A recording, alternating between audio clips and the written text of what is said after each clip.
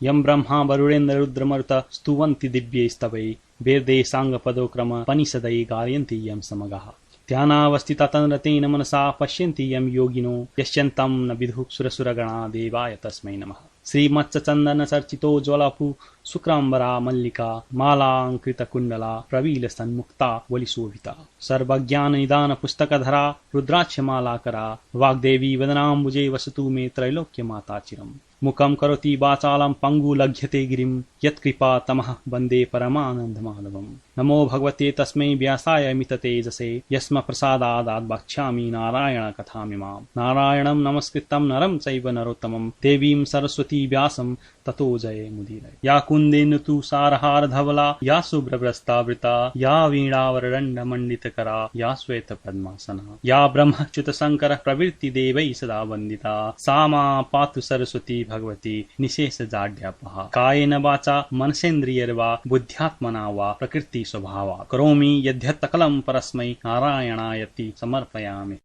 अथ सप्तमो अध्याय। कुमारजी आज्ञा गर्नुहुन्छ हे अगस्त मुनि। सती देवीले त्यसरी प्राण त्यागेको देखेर देवता यक्ष गन्धर्व किन्नर नाग दैत्य र ऋषि मुनि सबैले ओहो साह्रै अनर्थ भयो भन्दै आश्चर्य माने। उसै बेला अकस्मात आँधी चलेर धुलो उडी सारा आकाश ढाक्यो र विपरीत हावा चल्न लाग्यो। बिना बादलकै मेघ गर्जन लाग्यो। यज्ञमा उपस्थित सबै देवता यक्ष गन्धर्व किन्नर दैत्य नागहरू धुलो उडेर आँखामा परी हेर्न असमर्थ भए। वायुको वेगमा अड्डिन नसकी भूमिमा घोप्टिए। वायुको त्यो उग्र वेगले कतिलाई उडाएर लग्यो, कति भूमिमा पछारिए, कति रुन कराउन लागे। त्यस हुरीमा परेर कतिको हात भाँचियो, कतिको खुट्टा मर्कियो, कतिले भुइँमा टाउको टेक्न पुगे, कतिको मुख भूमिमा घोप्टिएर माटो खान लागे। उठ्न असमर्थ भएका जति रुन कराउन लागे। कति रक्षा गर मरे बचाओ बचाओ भन्न लागे। यस्ता प्रकारले यज्ञमा उत्पात भएको केही बेरपछि हुरीको वेग कम भयो र दक्ष प्रजापतिले चिन्ता गरी सबै छोरी ज्वाइँलाई नडराओ, डराउनु पर्दैन भनी सान्त्वना दिइसकेपछि चित्त व्याकुल गरी अब कसो गरौं भन्दै गुरु बृहस्पति कहाँ गएर बिन्ती गरे। हे गुरु, अनर्थ भयो, अब कसो गर्ने? असम्भव कुरा प्रत्यक्ष भयो भन्दै भयभीत स्वरमा कराउन लागे। त्यसै बेला नारदजीले सतीदेवीले अग्निकुण्डमा हाम फाली प्राण त्याग गरेको देखि हावाभन्दा पनि बेगले शीघ्र कैलाश पुगी महादेवका चरणमा दण्डवत गरी उभिरहे। अनि हे नारद, तिमी के भन्न आएका भन, किन मौन उभिरहेका छौ? यस्तो शंकरजीको आज्ञा सुनि हात जोडेर नम्र स्वरमा बिन्ती गरे। हे ईश्वर, हजुरकी प्राण प्रिया सतीदेवी दक्ष प्रजापतिको यज्ञ अग्निमा हाम फालेर प्राण त्याग्नुभयो। किनभने हे जगदीश्वर, हे करुणानिधे, पापिष्ट दक्षले हजुरलाई अनेक क्षुद्र वचनले हेला गरी निन्दा गरेको। त्यो महादेव कहाँ कसको देवता हो? त्यो त बौला हो। त्यसलाई नडाकेर मेरो के हुन सक्दछ? मेरा 33 कोटी छोरी ज्वाइँ र ब्रह्मा विष्णु आदि छन्। कस्तै भए पनि म त्यसलाई ढाक्ने होइन। इत्यादि अनेक दुर्वचन बोलेको सुन्दा सहन नसकी क्रोधयुक्त भएर भूमिमा लात्ताले हानी यज्ञको परिक्रमा गरी कसैको पनि मुखतर्फ नहेरी केवल हजुरको नाम शिव शिव भन्दै यज्ञ अग्निमा हाम फाली प्राण त्यागिन्। हे प्रभु, हजुरको डरले अग्निले देह दग्न गर्न सकेको छैन, केवल प्राण छाडेर यज्ञ कुण्डमा शयन गरेर सुतिरहनु भएको छ। हे ईश्वर, यही कुरा बिन्ती चढाउन आएको हुँ। हे चन्द्रमौले, अनर्थ भयो, अब के गर्ने? यति भनी नारदजी उभिरहे। नारद मुनिका कुरा सुनेर महादेवले आज्ञा भयो, हे मुने, तिमीले भनेको कुरा निश्चय हो कि होइन? शिवको वचन सुनेर नारदले भने, हे जगदीश्वर, हजुरका सामु मिथ्या बोल्ने साहस अथवा शक्ति ममा छैन। ध्यान दृष्टिले हेर्नु भए सत्यासत्य ज्ञात हुनेछ। नारदजीका त्यस्ता वचन सुनि ध्यान दृष्टिले विचार गरी अनन्त क्रोधले तिनै नेत्रबाट अग्निका ज्वाला निकाली दारा किदी पाखुरा निमोड्दै नारदजीको सामुन्य नै भन्नुभयो, हे मुनि, 33 कोटी देवताले रक्षा गरेको पापिष्ट दक्षको विनाश नगरी छाड्ने छैन। अब तिमी आफ्नो आश्रममा जाऊ भनी विदा दिनुभयो र नारदजी गएपछि शिवजीले सतीदेवीलाई सम्झेर रिसले तिनै नेत्रबाट अग्निका जस्तै ज्वाला निकाली शिखाबाट एउटा जटा झिकेर भुइँमा पछारे। त्यसबाट मेघ गर्जे जस्तै चर्को शब्द गरी भयंकर 64 योगिनी र भूतप्रेत पिचास प्रमथगणले सहित भएर महाकाली उत्पन्न भइन्। कस्ती महाकाली भने डरलाग्दो अनुहार भएकी, लामा लामा दारा निस्केकी, आकाश जस्तै पेट भएकी र बाघको छाला कम्मरमा बेरेकी, झाँक्रो फिजाएकी, हातमा भयंकर खड्ग लिएकी, कहिले हाँस्ने कहिले लामो जिब्रो निकाल्ने यस्ती महाकाली शिवजीको सामुन्ने उभि के कामले मेरो आराधना गर्नुभयो भनी बिन्ती गरिन्। अनि महादेवले अघि झैं अर्को जटा झिकेर भुइँमा पछारे। त्यसबाट पृथ्वी कम्पायमान पार्दै क्रोधित सिंह जसरी गर्जन्छ त्यस्तै ध्वनि निकाल्दै हजार सूर्य जस्तै तेज भएका, सम्पूर्ण शरीरमा खरानी धसेका, मुण्डमाला लगाएका, दायाँ हातमा त्रिशूल लिएका र बायाँ हातमा डमरू बजाउने यस्ता भीषण मूर्ति भएका वीरभद्रले महादेवका अगाडि उभिएर बिन्ती गरे, हे शम्भो, हामीहरूलाई किन आराधना गर्नुभयो? तिनीहरूको यस्तो प्रार्थना सुनेर महादेवले आज्ञा भयो, हे वीरभद्र महाकाली, तिमीहरूलाई पापिष्ट दक्ष प्रजापतिको यज्ञ विध्वंस पारी उसको पनि संहार गरी दक्षका सहायक संरक्षक देवताहरूको पनि संहार गरेर आओ भनी डाकेको हुँ। अब तिमीहरू नन्दी भृंगी 64 योगिनी भूतप्रेत पिचास समेत भई दक्षको यज्ञ विध्वंस गर्न तत्काल जाओ।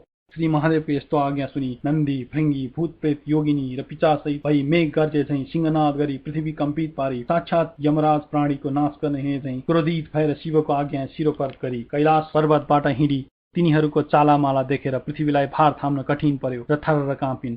सात समुद्र थल्किए, समस्त जीव त्राही त्राही भए। दक्षको यज्ञमा पनि अनेक किसिमका उत्पात हुन लागे। आकाशमा काग र गिद्ध मण्डलाकार गरी उड्दै कराउन थाले। स्यालहरू आँखा र मुखबाट आगोको ज्वाला निकाल्दै कराउन र दगुर्न लागे। रगतको वृष्टि भयो, विपरीत वायु चल्न लाग्यो। यस्तो उत्पात हुन लागेको देखेर यज्ञ मण्डपमा बसेका सबै हाहाकार गर्दै यताउता भाग्न लागे।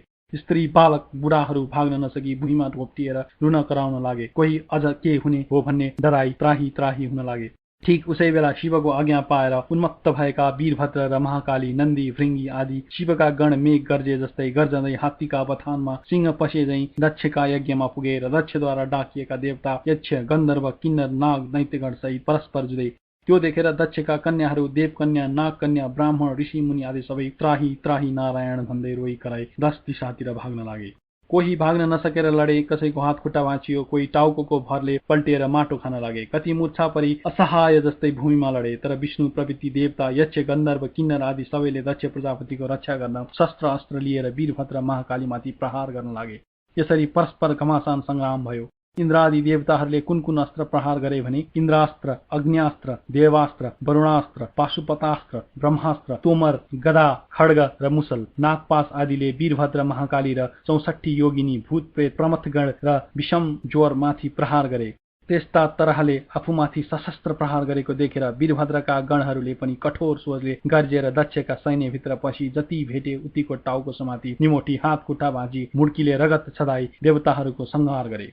उता महाकालीले प्रत्यक्ष काल जस्तै खड्ग लिई, वर्षाकालको प्रचण्ड मेघ गर्जे झैं गर्जी, सिंहनाद गर्दै मृगका फौजमा सिंह पसे झैं र सुकेका परालमा आगो लागे झैं दक्षका सेनाको संहार गरिन्। वीरभद्र समेत नन्दी, भृङ्गी, 64 योगिनी, भूत प्रेत, पिचास, प्रमथगण समेतले शत्रुतिरका कसैको शिर, कसैको हात खुट्टा छुट्टाए, कसैलाई निमोठी रगत पिएर नाच्न लागे। कोही हाँस्न थाले, कसैको मासु लुछेर खाए, कसैको कोखामा पाल पारेर रगत पिउन लागे। केही देवता भागे। यसरी दक्षका सेना र कोटी कोटी देवताको संहार गरे। त्यसरी संहार गरेको देखेर दक्षका सेना र देवताले वीरभद्र र महाकालीमाथि आफ्ना सशस्त्र प्रहार गरे। तर ती सम्पूर्ण सशस्त्र महाकालीको शरीरमा थुनासाथ आफै भस्म भएर जान्थे। फेरि शिवगण र महाकालीले दक्ष सैन्य र देवगण यज्ञमा आएका सबै वीरहरू मारिदिए।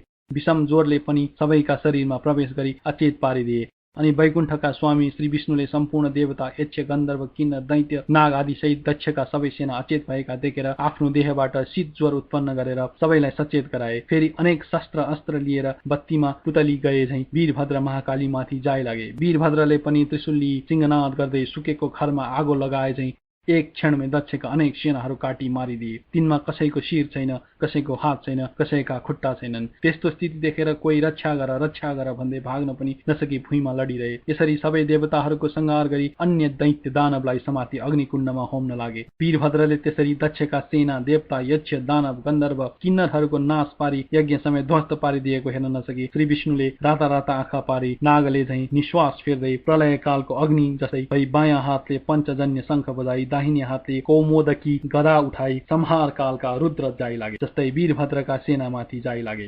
त्यो देखेर देवता, यक्ष, गन्धर्व, किन्नर, नाग आदि सबै र दक्ष प्रजापतिका सेनाले धन्य धन्य विष्णु, तिम्रो जय कल्याण होस् भन्दै आफ्ना सशस्त्र लिई विष्णुको सहायतामा लागेर कठोर युद्ध गरे। त्यस्तो देखेर महाकाली रिसले आगोको ज्वाला झैं डरलाग्दो तेज प्रकट गरी खड्ग लिई जाई लागिन्। त्यो देखि भूत प्रेत, पिचास, प्रमथगण, डाकिनी, शाकिनी र 64 योगिनी सबै युद्ध गर्न लागे। जस्तै ठूलो हावा चल्नाले मेघ टुक्रा टुक्रा हुन्छ, त्यस्तै दक्षका सेना, देवता, दैत्य, गन्धर्व, किन्नर, नाग आदि 10 दिशामा भागे। तब विष्णुले निर्धक्कसित वीरभद्रको छातीमा कौमोदकी गदा प्रहार गरे।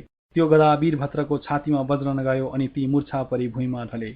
फेरि विष्णुले नन्दी, भृङ्गी, 64 योगिनी, भूत प्रेत, पिचास, प्रमथ गणका उपर शङ्खको चक्रो शब्दका साथ शस्त्रास्त्र प्रहार गरे। त्यसरी विष्णुको प्रहारले कति लडी भुइँमा पल्टे, कति मूर्छा परे, कति भागे। त्यो देखेर दक्ष प्रजापतिका सेना धन्य धन्य विष्णु भनी स्तुति गरी पुष्पवृष्टि पनि गरे। तब विष्णुले पञ्चजन्य शङ्ख बजाए। मूर्छा भइरहेका वीरभद्र महाकालीका कानमा देवता, यक्ष, गन्धर्व, किन्नर र दक्षका सेनाले संकुल ध्वनि र धन्य धन्य विष्णु भनी स्तुति गरेको शब्द पर्यो र चेतना फर्क्यो।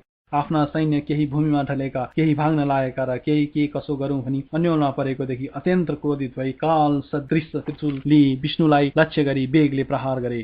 त्यो त्रिशूल विष्णुका छातीमा लाग्यो। त्यसको कष्ट सहन नसकी नवद्वारबाट रगतको धारा बगाई विष्णु मूर्छा परि ढले। उनी मूर्छित भएपछि वीरभद्रले प्रलय कालको मेघ झैं गर्जन गरी लक्ष्यका सेनामाथि जाय लागे।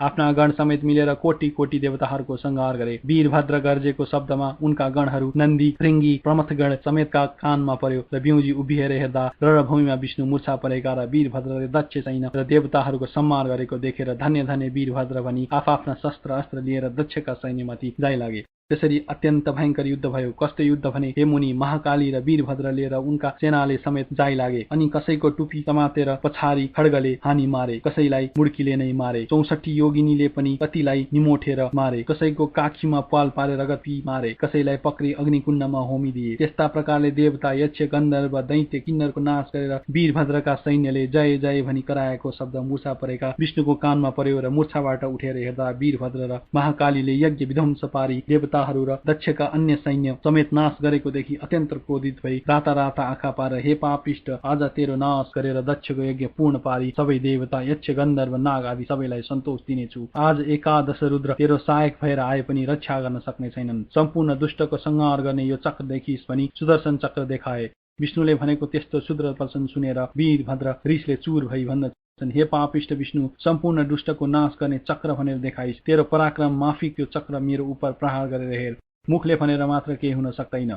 यस्तो वीरभद्रको वचन सुनि विष्णु रिसाई वीरभद्रलाई ताकेर सुदर्शन चक्र प्रहार गरे। त्यो चक्र अनेक सूर्यको जस्तो तेज र प्रलय कालको गर्जे झैं गर्जना गर्दै काल रुद्र नाश गर्न गए झैं गयो। त्यस्ता प्रकारले आएको त्यो चक्रलाई देखि नन्दी, भृंगी, भूतप्रेत, 64 योगिनी, प्रमथगण आदि शिवगण त्राही त्राही वीरभद्र महाकाली भनी उनका नगिचै गए। जस्तो समुद्र मथनमा कालकूट विष निस्केर सबैलाई भस्म पार्न खोज्दा शिवले पान गर्नुभएको थियो, त्यस्तै त्यो चक्र आएको देखेर मुख बाइदिनाले वीरभद्रको मुखमा पस्यो र निल्न तयार भएको देखि विष्णुले चाँडो गरी वीरभद्रका मुखबाट सुदर्शन चक्र झिकी त्यहाँबाट अन्तर्ध्यान भई वैकुण्ठ जाँदा भए। इति श्री स्कंद पुराणे केदारखण्डे माघ महात्म्ये कुमार अगस्त्य संवादे श्री स्वसानी परमेश्वर्या व्रतकथायां दक्षसेना वधूनां 7मो अध्याय।